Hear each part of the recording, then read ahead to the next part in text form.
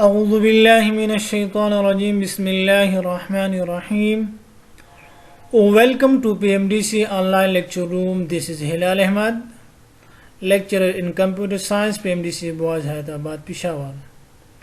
Dear students, today we are going to discuss about the scope of variables from chapter number 6, name is function, for grade 12. Scope of variables.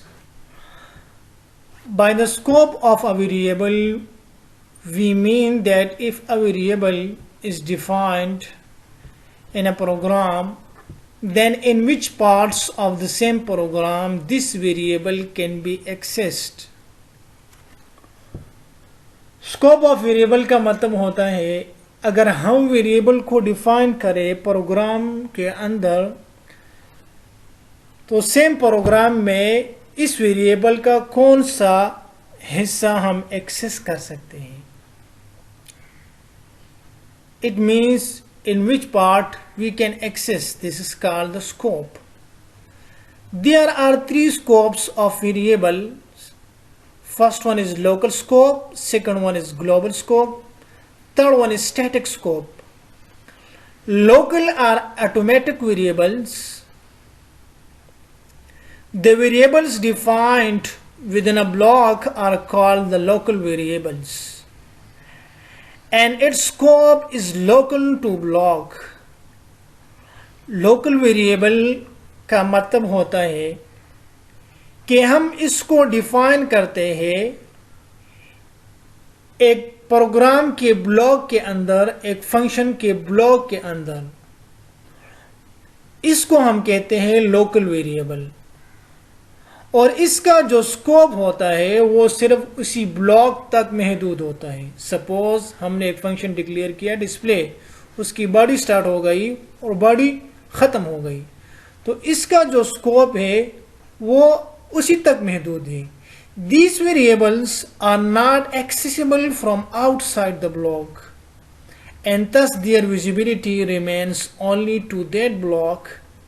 It means इसका जो variables है हम इसको outside of the block access नहीं कर सकते, और इसकी जो विजिबिलिटी है या जो हम इसको एक्सेस कर सकते हैं तो वो सिर्फ इनसाइड द ब्लॉक जो है उसको एक्सेस कर सकते हैं. For example, in the following segment the variables A B and C are local variables and cannot be used outside this boundary. मिसाल के तौर पे हमारे पास कुछ सेगमेंट्स हैं और इसके वेरिएबल्स ए बी एंड सी, ये हमारे पास लोकल वेरिएबल है. इस वेरिएबल्स को हम इसी फंक्शन के अंदर एक्सेस कर सकते हैं और इस फंक्शन से बाहर हम इसको एक्सेस नहीं कर सकते. इस बाउंड्री से बाहर हम इसको एक्सेस नहीं कर सकते.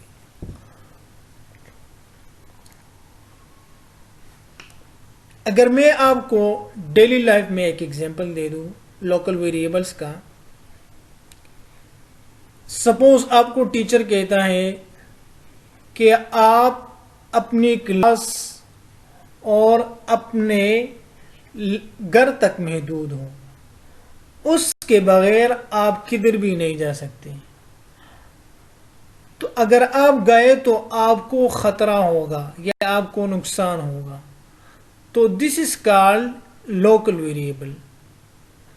तो आपको जो रास्ता बताया गया है आप सिर्फ उसी रास्ते से चल सकते हो.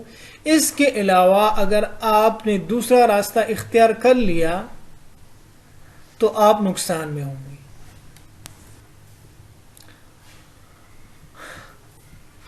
Local automatic variable integer main, क्योंकि हमारा जो मेन प्रोग्राम होते हैं वो यहाँ से स्टार्ट होता है. इंटीजर हमारे पास डेटा टाइप है, ए बी सी हमारे पास क्या है वेरिएबल्स है, और यहाँ पर हमारा स्टेटमेंट ख़त्म हो गया, सेमीकोलन लगा लिया. सी आउट में हमने लिखा enter 3 integer. See in run time हमारे पास 3 वेरिएबल्स है, A P and C. And इसके बाद मैक्सिमम हमारे पास एक फंक्शन है, मैक्सिमम फिर इस वेरिएबल्स को हमने इधर पैरामीटर्स पास किए एंड एल मतलब इसमें कौन सा मैक्सिमम नंबर है जब आप रन टाइम देते हो। सपोज 2, 4 एंड 6, इसमें मैक्सिमम कौन सा है, 6 है। सो स्टूडेंट्स आप इधर देख रहे हो कि ए बी एंड सी हमारे पास लोकल वेरिएबल्स हैं। हम इसको आउटसाइड द ब्लॉक मतलब इस फंक्शन के बॉडी के बाहर हम इसको एक्सेस नहीं कर सकते। आप इधर देख रहे हो कि हमारे पास जो मेन फंक्शन की बॉडी यहाँ से स्टार्ट हुआ यहाँ पे ख़त्म हुआ है, तो आप सिर्फ इसी वेरिएबल्स को इसी तक महदूद रख सकते हो, क्योंकि हमारे पास ये जो वेरिएबल्स है ये मैक्सिमम फंक्शन के वेरिएबल्स है। It is impossible to use the variables x, y or z defined in maximum function directly within main function because these variables are local to the maximum function। और ये impossible है कि आप इस variables को मतलब x, y, z को define करें मैक्सिमम में और आप डायरेक्टली फंक्शन के अंदर उसे एक्सेस करें। वाई? बिकॉज क्योंकि ये वेरिएबल हमारे पास क्या है, मैक्सिमम फंक्शन के लिए लोकल है, क्योंकि ये वेरिएबल हमने मैक्सिमम फंक्शन के लिए बनाए हैं, डिक्लेयर की। The following programme makes use of a function square that has its own local variable y which is not accessible in the main function। हमारे पास एक प्रोग्राम है जो फंक्शन स्क्वायर मालूम करते हैं, उसका अपना एक लोकल वेरिएबल y है जिसको हम मेन फंक्शन में एक्सेस नहीं कर सकते। These are the examples of the local variable to calculate the square of integers।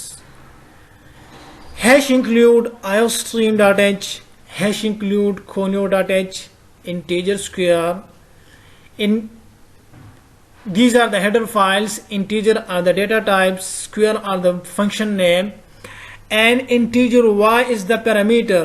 these are called the function prototype or function declaration। integer main, क्योंकि हमारा जो main प्रोग्राम होता है वो यहां से स्टार्ट होता है, यहां से मेन फंक्शन की बॉडी स्टार्ट होती है, यहां पर खत्म होता है। For integer x is equal to 1 statement terminate x is less than or equal to 10 statement terminate x plus plus। it means यहां पर हमारे पास for लूप है। for लूप में हमारे पास 3 चीजें होती हैं। एक इनिशियलाइजेशन होता है, दूसरे हमारे पास कंडीशन होता है, तीसरी हमारे पास इंक्रीमेंटेशन एंड डिक्रीमेंटेशन होता है। इनिशियलाइजेशन हम 1 टाइम करते हैं।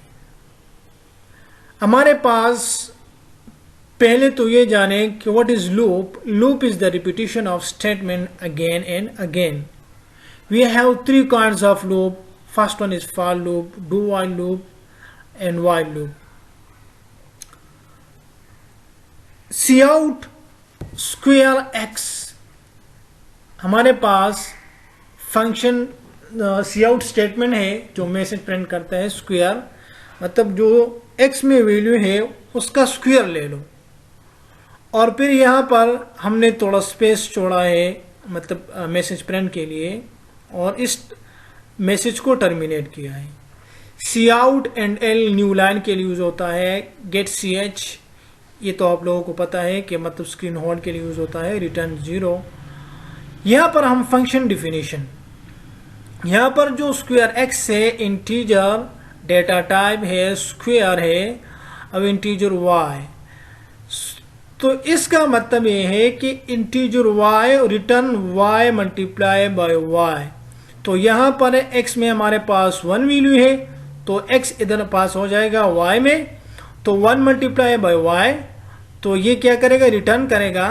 जब कंपाइलर इस फंक्शन को देखेगा इधर आएगा कि इंटीजर डेटा टाइप है, स्क्वायर फंक्शन नेम है, और जो इंटीजर डेटा टाइप है और उसका वेरिएबल एक ही ये पैरामीटर है, तो इसको पास हो जाएगा। तो यहाँ पर क्या करेगा, इधर हमारे पास स्क्वायर एक्स में 1 प्रिंट हो जाएगा। इसी तरह अब दोबारा फॉर लूप की तरफ आते हैं, तो x इज इक्वल टू 1, तो कंडीशन चेक होगा कि हाँ ये कम है, मतलब ये करेक्ट है। तो फिर क्या होगा, इस x की वैल्यू इंक्रीमेंट हो जाएगी, मतलब x प्लस प्लस 1 तो ये हमारे पास 2 हो जाएगा। तो 2 दोबारा इधर सी आउट स्क्वायर x में आ जाएगा, और इधर इसी तरीके से फंक्शन डिफिनीशन इसको वैल्यू पास हो जाएगी, इंटीजर स्क्वायर इंटीजर y, तो यह y में हमारे पास 2 है, 2 मल्टीप्लाई बाई 2। तो इसी तरह इसी फंक्शन को कॉल करेगा, और इसी फंक्शन के बॉडी में, मेन बॉडी में जो मैसेज होगा वो स्क्वायर एक्स से, तो मतलब स्क्वायर एक्स में हमारे पास क्या है, 2 मल्टीप्लाई बाई 2 4। तो इसी तरह ये सिलसिला चलता रहेगा यहाँ तक कि हमारे पास जब स्टेटमेंट गलत हो जाए, जब कंडीशन गलत हो जाए, मतलब यहाँ पर 10 मल्टीप्लाई बाई 10 100 हो जाएगा। तो अगर हम 100 को मतलब 1 टाइम इंक्रीमेंट करें 11 हो जाएगा। तो 11 चूंकि यहाँ पर हमारे पास ये कंडीशन गलत होती है, तो लिहाजा ये प्रोग्राम एग्जिट हो जाएगा, और आपके पास जो आउटपुट है वो 1 4 9 16 25 36 49 64 81 and 100। Global variables. The variables defined usually at the top of a program before the main function are called the global variables. Normally तौर पे हमारे पास ग्लोबल वेरिएबल्स वो वेरिएबल्स होते हैं जिसको हम डिफाइन करते हैं प्रोग्राम के टॉप पे, मेन फंक्शन से पहले। इसको हम कहते हैं global variables. Declare outside any function, आप उसको डिक्लेयर कर सकते हैं किसी भी फंक्शन में। The variables declared globally are visible from any point of the code।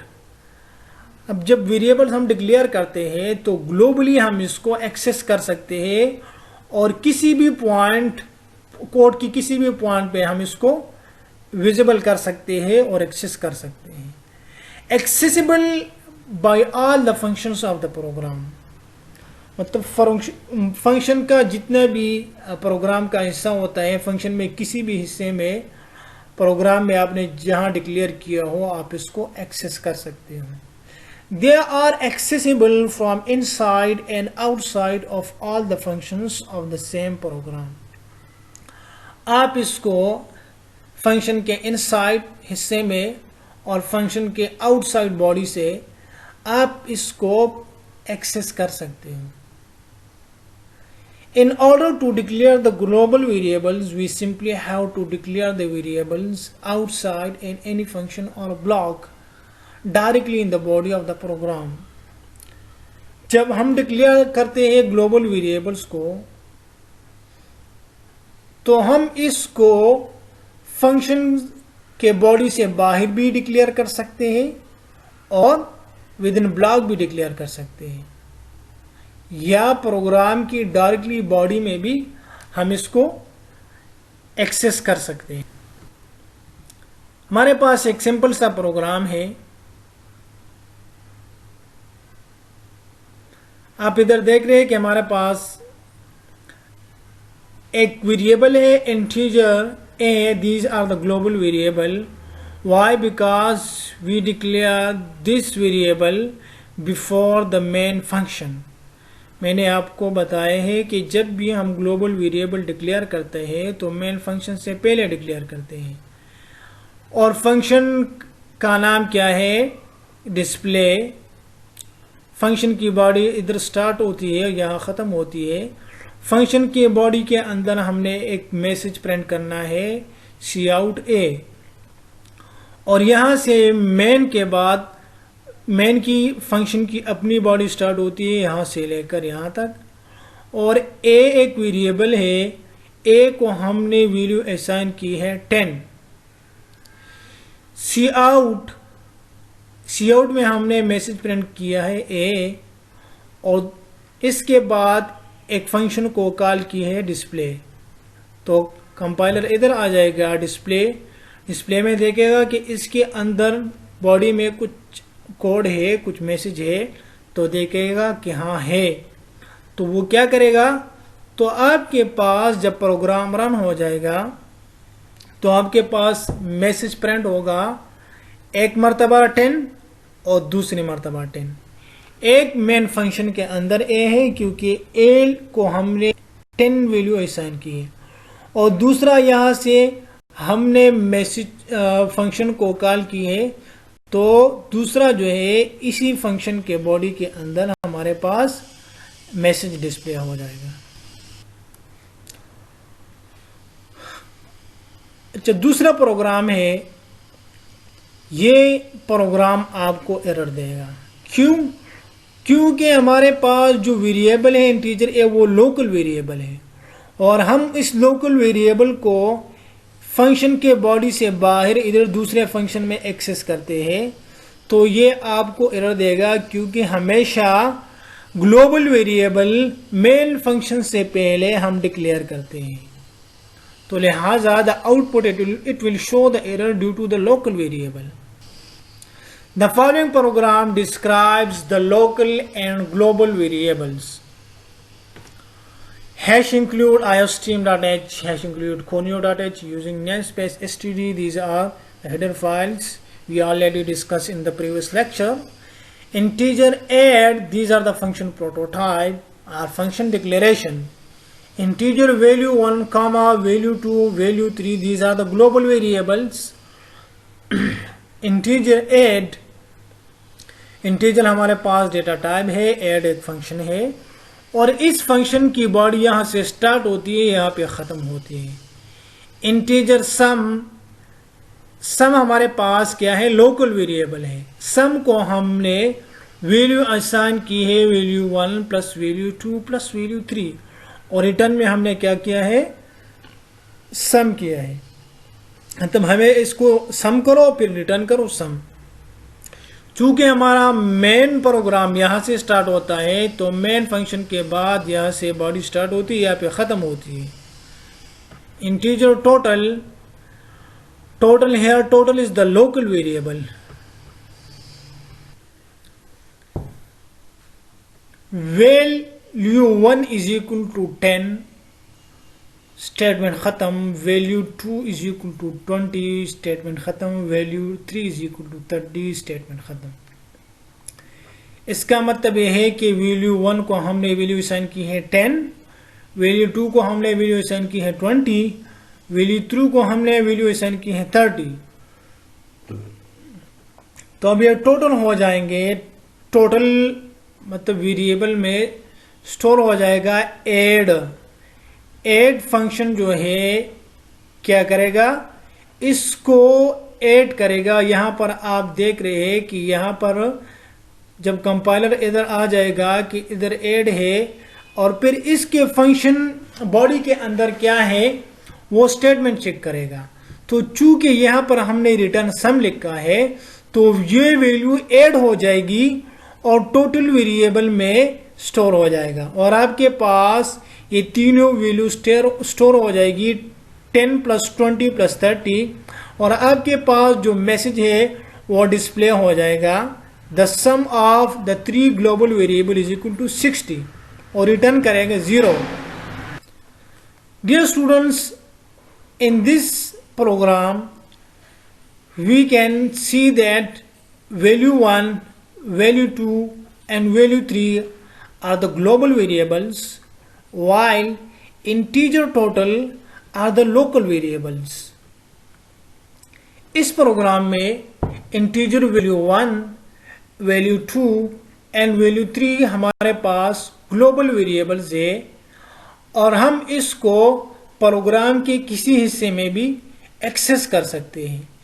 जबकि हमारे पास इंटीजर टोटल लोकल वेरिएबल है, तो लिहाजा इस टोटल को हम इसी फंक्शन के बॉडी के अंदर एक्सेस करेंगे। The following program describes the local and global variables.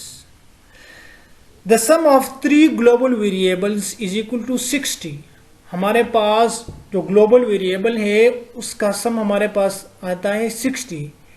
In this example, the variables value 1, value 2, value 3 are defined globally and can be accessed both in main function and add function without generating any error message.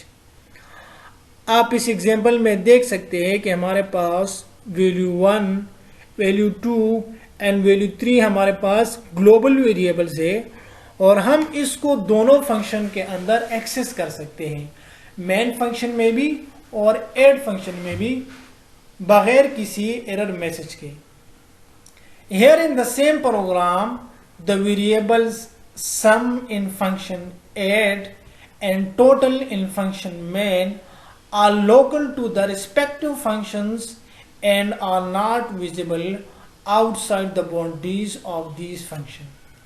जबकि इसी programme में अगर हम variable sum को देखें तो वो function add में और टोटल वेरिएबल को देखें तो फंक्शन मेन में हमारे पास क्या है, लोकल है और हम इसी को इसी के अंदर एक्सेस कर सकते हैं और सम को और टोटल को हम इसी बाउंड्री से बाहर, मतलब इसकी जो बॉडी है इससे बाहर हम इसको एक्सेस नहीं कर सकते. Static variable.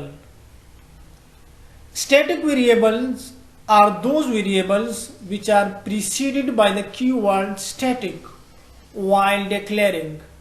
Static variable हमारे पास वो वेरिएबल होते हैं जिसमें सबसे पहले हम static का कीवर्ड लगाते हैं जब हम इसे डिक्लेयर करते हैं. फॉर एग्जाम्पल static और फिर वेरिएबल का name static underscore var. Static variables are initialized once.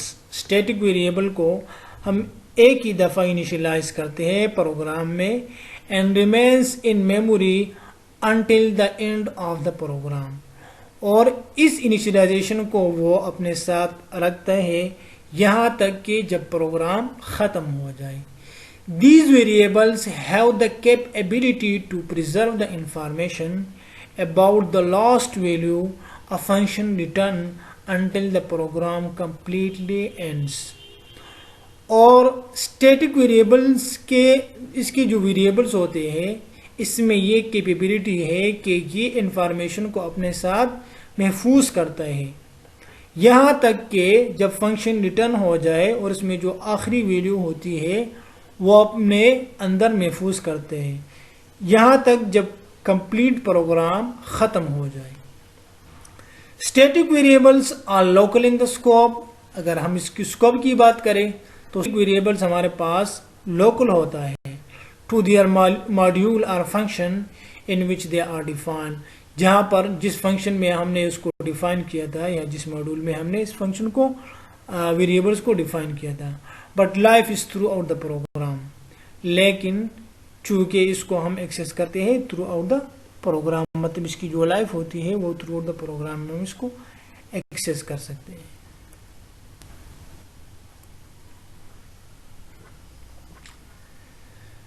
हमारे पास ये एक प्रोग्राम है स्टैटिक वेरिएबल प्रोग्राम. हमने एक फंक्शन डिक्लेयर किया है डिस्प्ले और फिर इसके फंक्शन के बॉडी के अंदर integer a is equal to 6. Integer data type है, a हमारे पास वेरिएबल है, इसको हमने असाइन किया है 6. स्टैटिक हमारे पास कीवर्ड है integer b is equal to 6. Integer data type है, b को हमने असाइन किया है 6. ये दो इसलिए मैंने डिक्लेयर किया ताकि आप लोगों की अंडरस्टैंडिंग मतलब समझ आ जाए और आपको इस प्रोग्राम की बेहतर तरीके से समझने की कोशिश करें.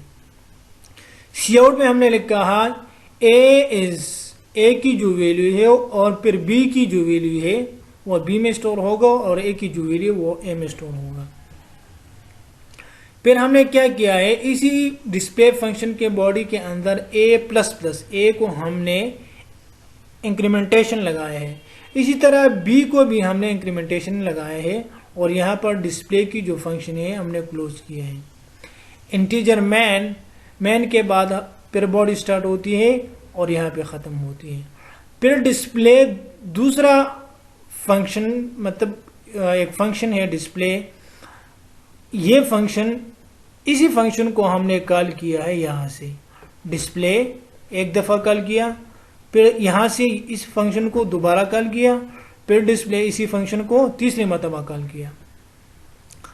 चूँकि कंपाइलर सबसे पहले प्रोग्राम चेक करते हैं इंटीजर मैन में, क्योंकि हमारा एक्चुअल प्रोग्राम यहाँ से स्टार्ट होता है, तो क्या होगा जब डिस्प्ले को कॉल करेगा तो वो इधर देखेगा कि इसके बॉडी के अंदर क्या है। तो इसके बॉडी के अंदर ये सारा स्टेटमेंट है। तो सबसे पहले ए में भी, क्योंकि हमने इनिशियलाइज किया वन टाइम, ए में भी 6 प्रिंट हो जाएगा और बी में भी हमारे पास 6 प्रिंट हो जाएगा। इस तरह फिर दोबारा जो है ए को हमने इंक्रीमेंटेशन पे लगाया है और इसी तरह बी को भी, लेकिन ए जो है वो इंफॉर्मेशन को लॉस कर रहा है, जबकि बी अपने साथ इंफॉर्मेशन को प्रिजर्व करता है। तो 6 को जब वन टाइम इंक्रीमेंट करे तो हमारे पास 7 आता है। इसी तरह 3 मरतबा हमने फंक्शन को कॉल किया है, तो तीसरी मरतबा ए की वही वैल्यू है, जबकि बी इंक्रीमेंटेशन करे पहले 7 था, 7 को वन टाइम इंक्रीमेंट करो तो 8 हो जाएगा। तो आप इधर आउटपुट में देख रहे हैं कि ए हमारे पास ए की जो वैल्यू है वो चेंज नहीं होती, वो अपनी जगह पे है, जबकि स्टैटिक अपनी वैल्यू को इंक्रीज कर रहा है, वन टाइम मतलब इंक्रीमेंटेशन लाता है।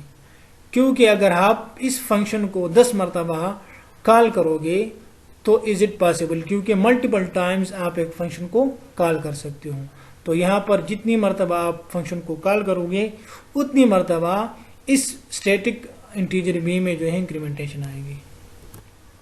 हमारे पास एक दूसरा प्रोग्राम है जो स्टैटिक वेरिएबल के लिए यूज होता है, auto integer auto underscore var is equal to 0। हमारे पास ऑटोमेटिक वेरिएबल है जिसका डेटा टाइप इंटीजर है। इसी तरह हमने स्टैटिक लगाया है, keyword of integer static underscore var, ये स्टैटिक वेरिएबल है आपके पास। सी आउट में हमने ऑटो लगाया है, ऑटो var, और इसी तरह स्टैटिक का जो मैसेज है वो स्टैटिक अंडरस्कोर var, मतलब जो मैसेज होगा वो ऑटो में स्टोर होगा और जो दूसरा मैसेज है वो स्टैटिक में स्टोर होगा, स्टैटिक var में, सॉरी, और इसका जो मैसेज है वो ऑटो var में स्टोर होगा।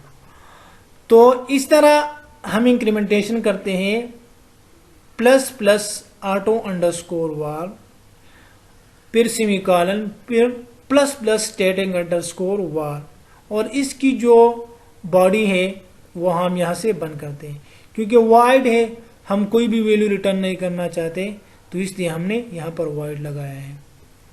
और इस पर हमने पहली वीडियो में काफ़ी डिटेल से बात की थी। यहाँ से इंटीजर मैन, यहाँ से बॉडी स्टार्ट होता है और यहाँ पे ख़त्म होता है।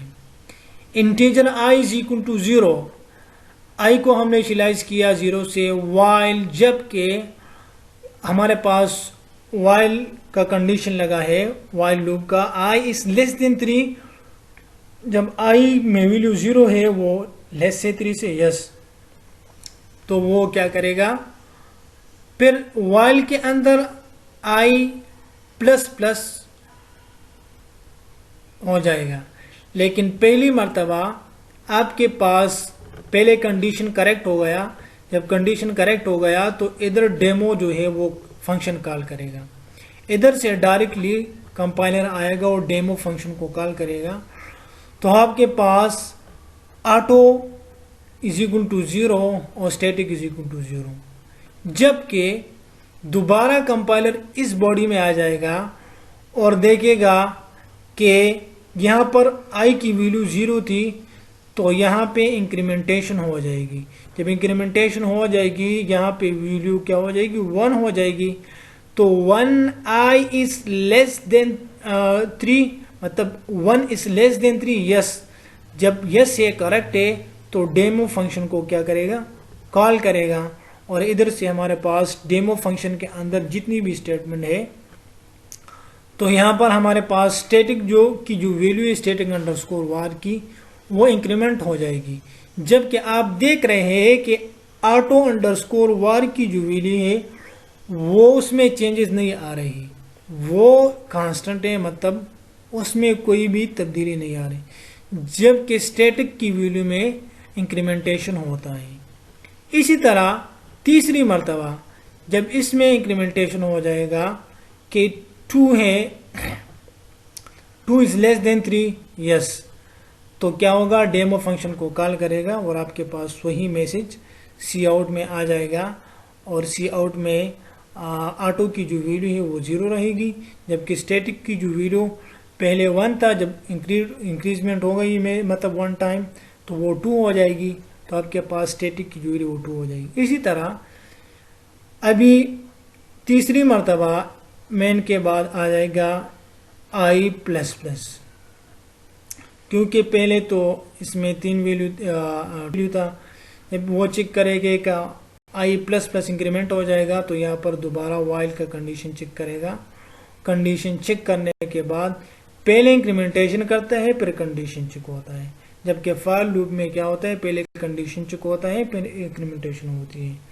तो यहाँ पर जब आएगा वो चेक करेगा कि 3 है, 3 इज लेस देन 3, नहीं 3 जो है इक्वल है, तो प्रोग्राम जो एग्जिट हो जाएगा और आपके पास जो सारा प्रोग्राम है वो आपको जो मैसेज है वो डिस्प्ले हो जाएगा और आपका आउटपुट ये है।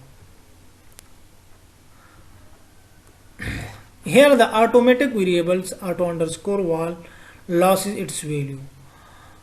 आपका पास जो ऑटोमेटिक वेरिएबल है ऑटो अंडरस्कोर वार, वो अपनी इंफॉर्मेशन को वैल्यू को लॉस कर रहा है। When the control goes out of the function body, जब कंट्रोल बाहर जाता है फंक्शन के बॉडी से पहले, फंक्शन के बॉडी से बाहर, बट द स्टैटिक वेरिएबल, लेकिन जब स्टैटिक वेरिएबल है static underscore war keeps it's last value, ये अपने साथ वैल्यू रखता है even if the control goes out of the function, यहाँ तक कि जब कंट्रोलर बाहर जाता है फंक्शन के बॉडी से बाहर।